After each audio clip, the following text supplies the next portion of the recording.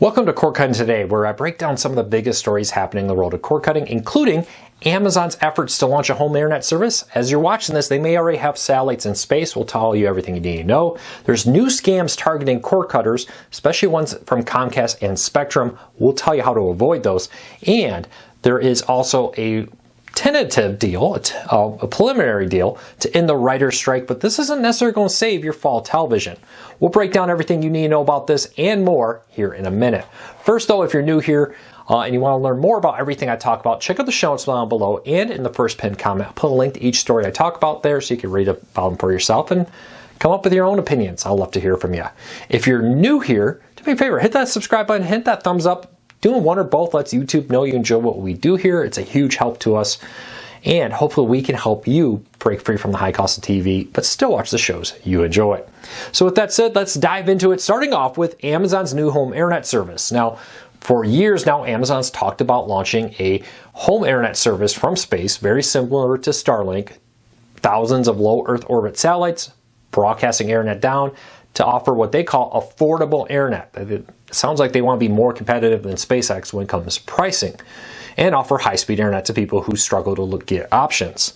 Well, the actual launch of the satellites keep getting delayed. They've had some launch partners have trouble, things completely out of Amazon's control. Well, now, on the 25th of September, when you're watching this, they intend to launch a satellite, or two of them, today to test it. Amazon's preliminary plan here is to launch two satellites that they believe will work, test them out to ensure they perform as expected. If all goes well, Amazon will start mass producing these satellites and launching them next year, with the goal of by the end of next year do preliminary beta testing, and then in 2025 in select parts of the world offer the service to the general public.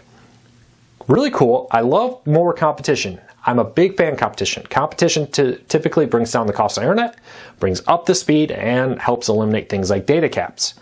Now, I'd love to see how this all plays out. It does appear from the way they talk that they want this to be an affordable home internet option, especially for people who live in rural parts of America and the world who don't have options right now, that will allow you to go and have another competitor to SpaceX Starlink. So right now, Starlink is really dominating that market. This will give another competitor that. We'll see how it all plays out. But finally, they're putting satellites in space. They have a pipeline ready to go. If everything performs as expected, they will start mass producing these satellites very soon. We'll have full coverage over at cordcuttersnews.com. If there's any delays, weather, and that kind of stuff always plays a factor into space launches. But good news is it looks like Amazon is ready to go, and that will happen today from when you're watching this. All right, there's a new scam targeting cord cutters, specifically internet customers. And I've heard from mostly Comcast and Spectrum customers about this, but it could target anybody, so pay attention real quick. If you get a text message or a phone call offering you a significant discount on your home internet if you agree to prepay for 6 months of internet up front, and then you get a 3-year locked-in low rate or something like that. It's generally how this script goes. It's a scam. Often people say they don't realize it's a scam because they have, sounds like they're, from Spectrum or from Comcast and they have all the right things to say until they ask you to pay for it with gift cards from Target.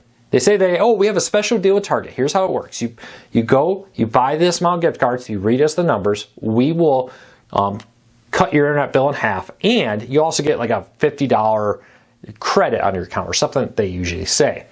Big red flag. Anytime anybody asks you to pay for anything with gift cards, huge red flag. Don't do it. Be careful about giving your credit card to people over the phone, and don't give your things like account login details and more over the phone.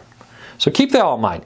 As always, be suspicious of everything. This is a growing trend of people being targeted are cord cutters. Now that we're the majority, many studies say there's more cord cutters than cable subscribers. It makes sense that they're shifting some of their scams to target cord cutters who may not be used to getting scams like this. Just be careful. I did notice in one of my local grocery stores, they had a big sign up about not paying your bills with gift cards, that these are typically scams. I thought that was interesting that the local store had to put a big sign on their gift card display for this, but spread the word. Tell your relatives. There are no such offers from Comcast or Spectrum to cut your bill in half if you prepay for a bunch of months. Oh, I gotta figure out why that keeps timing out. There we go. We're coming right back here in a second. Sorry, I'm gonna look into why suddenly my Fire TV wants to go to sleep all the time at about 5 minutes. But keep that in mind. All right, Hollywood strike news. There was a tentative deal reached very late Sunday night that will put writers back to work. Now, some final votes need to happen, some final language needs to be done, but both sides seem to be very happy with this deal. We'll have full coverage over at CoreCarsNews.com, but what I want to talk to you about here is this is not necessarily ending everything. The actors are still on strike. It's already basically October. By the time probably this is all finalized, it will be October. And that means, will we save this season of TV? Maybe. Writers getting back to work on things like late night talk shows and the like will happen a lot faster than your scripted dramas that need the actors to come back and more. We'll keep a very close eye on this, but tentative deal reached. This probably puts a little bit of pressure on the actors now to come to a deal now that the writers have. And it puts this 4-month strike to rest. Unfortunately, you're still probably going to see reality shows, reruns, and things like Yellowstone shows from streaming services appearing on broadcast to help fill the void.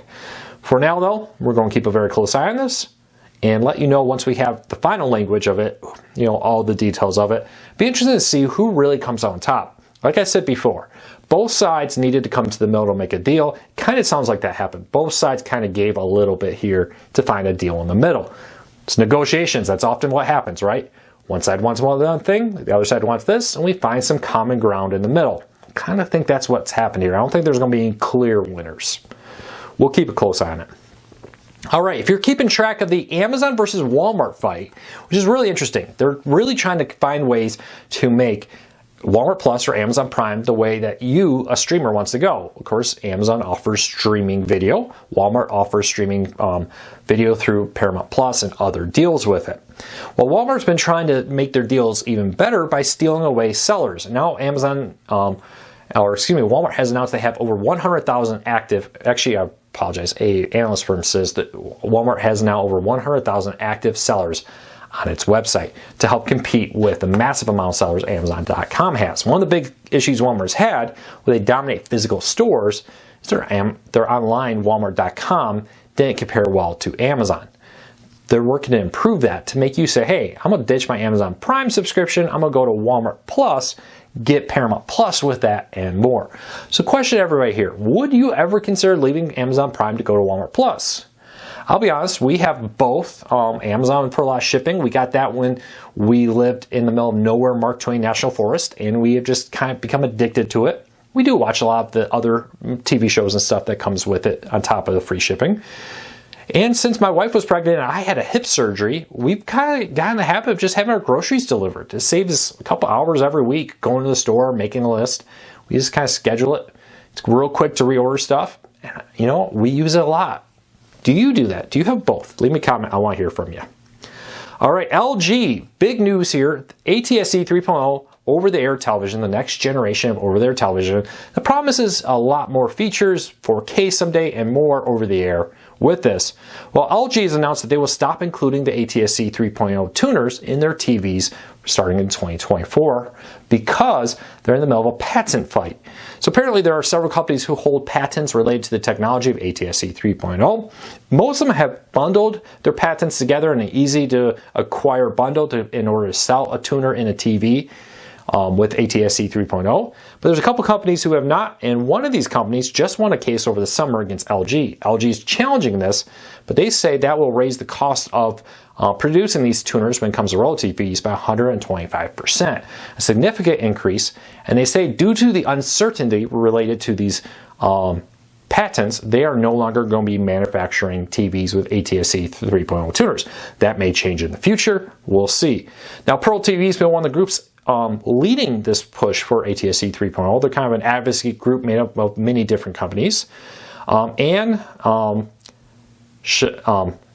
Schellel, S-C-H-E-L-L-E, dyslexic moment, can't put that together. The managing director of Pearl TV says LG's decision to suspend support for next-gen TV products in 2024 because of ongoing patent disputes is unfortunate.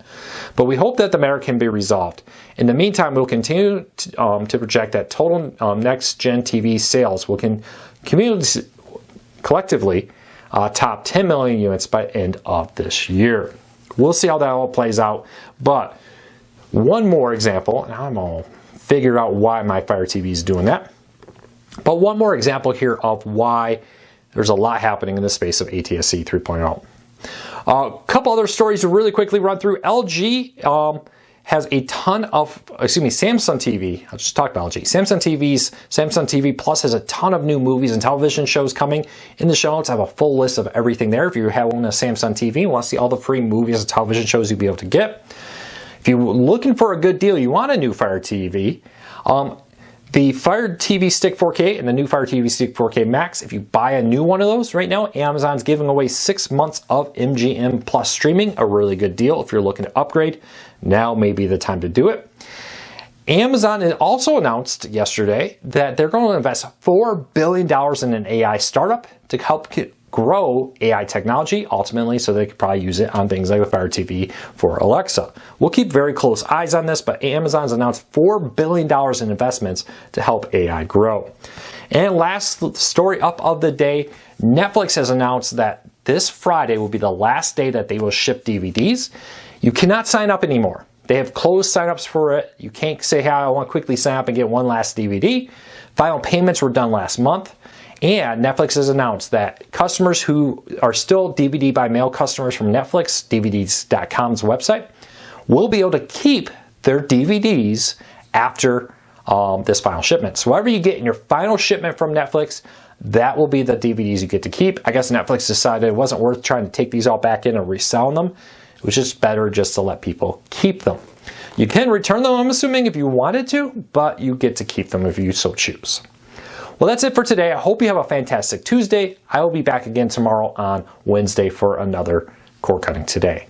Until then, take care, be safe, have a fantastic day, everybody.